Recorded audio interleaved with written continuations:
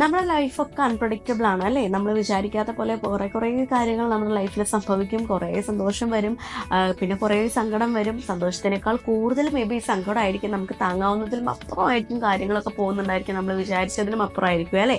അപ്പോൾ ഈ സങ്കടങ്ങളൊക്കെ അല്ലെങ്കിൽ നമ്മുടെ ലൈഫിലെ ഫെയിലിയേഴ്സും പരാജയപ്പെടുന്ന സിറ്റുവേഷനും ഒക്കെ ഓവർകം ചെയ്ത് വരണം എന്നുണ്ടെങ്കിൽ നമുക്ക് ഏറ്റവും ഇമ്പോർട്ടൻ്റ് ആയിട്ടുള്ള ഒരു കാര്യമുണ്ട്. അല്ലാന്നുണ്ടെങ്കിൽ നമുക്കിതൊക്കെ താങ്ങണമെങ്കിൽ, ഈ പ്രശ്നങ്ങളൊക്കെ താങ്ങണമെങ്കിൽ നമുക്ക് വേണ്ട ഒരു കാര്യമുണ്ട്: മാനസിക ആരോഗ്യം.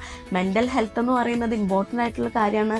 മെൻ്റലി അല്ലെങ്കിൽ ഹെൽത്തി ആയിട്ടുള്ള ഒരു വ്യക്തിക്ക് മാത്രമാണ് ഈ പ്രശ്നങ്ങളൊക്കെ താങ്ങാൻ പറ്റുള്ളൂ. അതോടൊപ്പം തന്നെ ഇമോഷണൽ മെച്യൂരിറ്റി, ഇതും കൂടെ നമുക്ക് കീപ്പ് ചെയ്താൽ മാത്രം ഇതൊക്കെ ഒന്ന് ഓവർകം ചെയ്ത് നമുക്ക് ലൈഫിൽ സക്സസ്ഫുൾ ആയിട്ടിരിക്കാനായിട്ട് നമുക്ക് പറ്റുള്ളൂ.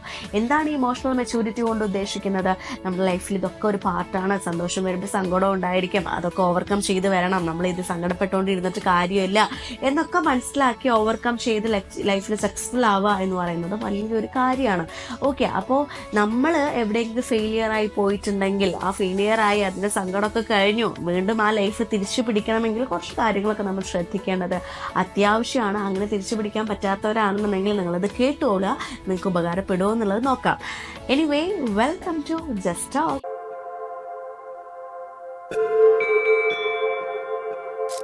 ഒന്നാമത്തെ കാര്യം എന്ന് പറയുന്നത് അക്സെപ്റ്റൻസ് ആണ്. എന്ത് അക്സെപ്റ്റ് ചെയ്യണം? നമ്മുടെ പരാജയങ്ങൾ, നമ്മുടെ ഫെയിലിയേഴ്സ് നമ്മൾ അക്സെപ്റ്റ് ചെയ്യണം. പല സിറ്റുവേഷനിലും നമ്മൾ ഫെയിലിയർ ആയി പോകും. മേ ബി പ്രണയത്തിലായിരിക്കാം, അല്ലെങ്കിൽ ജോബിൻ്റെ ഒരു സിറ്റുവേഷനിലായിരിക്കാം, അല്ലെങ്കിൽ ഫാമിലി, എന്തോ ആവട്ടെ, എന്ത് പ്രശ്നമാണെന്നുണ്ടെങ്കിലും ആ ഫെയിലിയറിനെ നമ്മൾ അക്സെപ്റ്റ് ചെയ്യുക. എന്നിട്ട് നിങ്ങൾ തിങ്ക് ചെയ്യണം, എന്തുകൊണ്ടാണ് നിങ്ങളിങ്ങനെ ഫെയിലിയർ ആയി പോകുന്നത്? നിങ്ങളുടെ ലൈഫിലെ അല്ലെങ്കിൽ നിങ്ങളുടെ ക്യാരക്ടറിലെ, നിങ്ങളുടെ ബിഹേവിയറിലെ എന്തോ ഒരു മിസ്സിങ് അല്ലെങ്കിൽ എന്തോ ഒരു പാർട്ടാണ് ഇതിന് റീസൺ. ആ പാർട്ട്, ആ ഫെയിലിയർ ആയി പോകാനുള്ള പാർട്ട് നിങ്ങൾ കണ്ടുപിടിച്ചിട്ട് അത് തിരുത്താനും അത് പിന്നെ ലക്ഷ്യത്തിലേക്ക് എത്താനുള്ള ഒരു വഴി നിങ്ങൾ കണ്ടുപിടിക്കേണ്ടത് അത്യാവശ്യമാണ്. അത് ആ ഒരു മിസ്സായിപ്പോയി അല്ലെങ്കിൽ ഫെയിലിയർ ആയി പോകാനുള്ള പാർട്ട് കണ്ടുപിടിച്ച് തിരുത്തിയാൽ തന്നെ നമ്മൾ ഓൾമോസ്റ്റ് സെറ്റായി. അപ്പോൾ നിങ്ങൾ എപ്പോഴും അക്സെപ്റ്റ് ചെയ്ത് അതൊന്ന് കണ്ടുപിടിക്കാനായിട്ട് ശ്രദ്ധിക്കുക. അതുപോലെ തന്നെ സങ്കടം വന്നു കഴിഞ്ഞാൽ അതിൽ സ്റ്റക്കായി പോകരുത് കേട്ടോ. അങ്ങനെ സ്റ്റക്കായി പോയിരുന്നാൽ നമുക്കൊന്നും നേടാനില്ല. അങ്ങനെ സ്റ്റക്കായി പോയവരൊന്നും ലൈഫേ അല്ല. അപ്പോൾ അങ്ങനെ വിഷമങ്ങളൊക്കെ വരുന്ന സമയത്ത് അങ്ങനെ അതന്നെ ആലോചിച്ച് അയ്യോ പോയി എന്ന് പറഞ്ഞ് നിങ്ങൾ സങ്കടപ്പെട്ട്, സങ്കടമൊക്കെ വരും, സങ്കടം വരുന്ന സമയത്ത് കരഞ്ഞങ്ങ് ഒഴിവാക്കണം.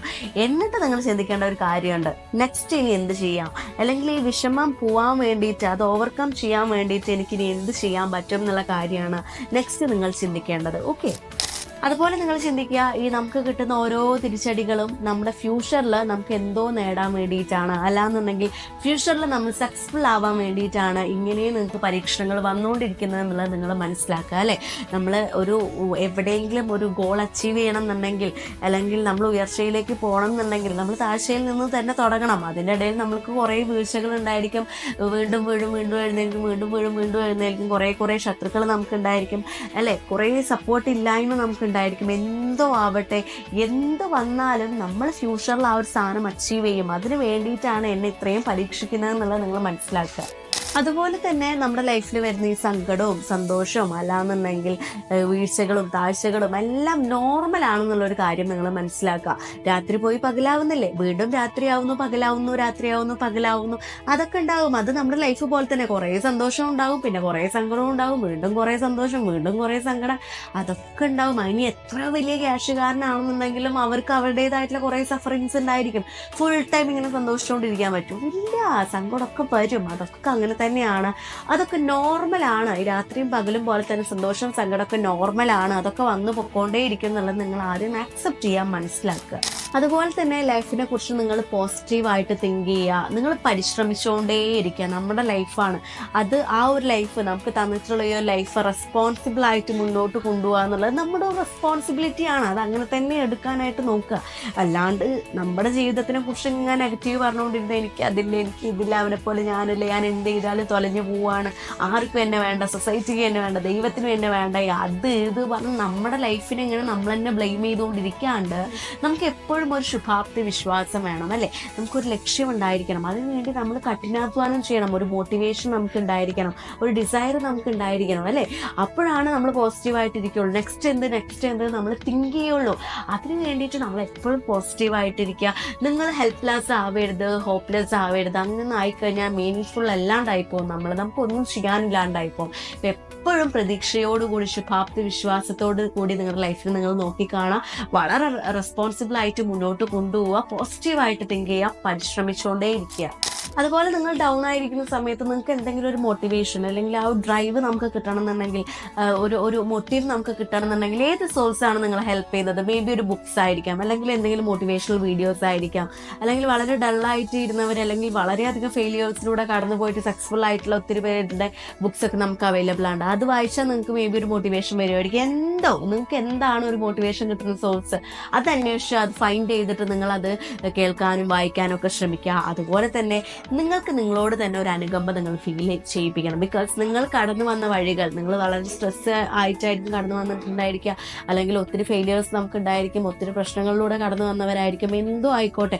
ആ വഴികളെ കുറിച്ച് ആലോചിക്കുമ്പോൾ നിങ്ങൾക്ക് നിങ്ങളോട് തന്നെ ഒരു അനുകമ്പ ഫീൽ ചെയ്യണം. നിങ്ങൾ എങ്ങനെയാണോ നിങ്ങൾ ഇഷ്ടപ്പെടുന്നത് അതുപോലെ തന്നെ നിങ്ങൾക്ക് നിങ്ങളോട് ഒരു അനുകമ്പ ഫീൽ ചെയ്യണം. എന്നിരുന്നാൽ മാത്രമാണ് നെക്സ്റ്റ് ലെവലിലേക്ക് നമുക്ക് പോകാനായിട്ട് സാധിക്കുകയുള്ളൂ, അല്ലേ?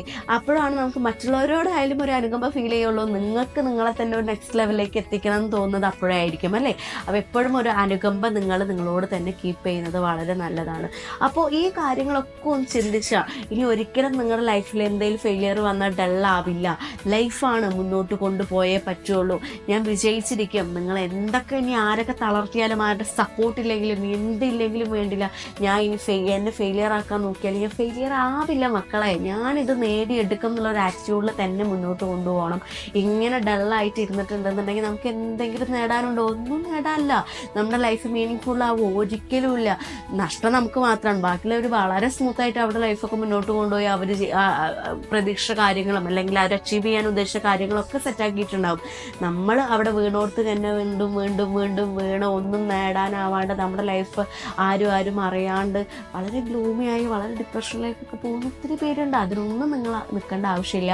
എല്ലാം നോർമലായിട്ട് കാണുക. എനിക്ക് എന്തെങ്കിലും സംഭവിച്ചു കഴിഞ്ഞാൽ അയ്യോ ഇതെന്തോ വലിയ പ്രശ്നമാണെന്നുള്ള രീതിക്കൊന്നും കാണേണ്ട ആവശ്യമില്ല.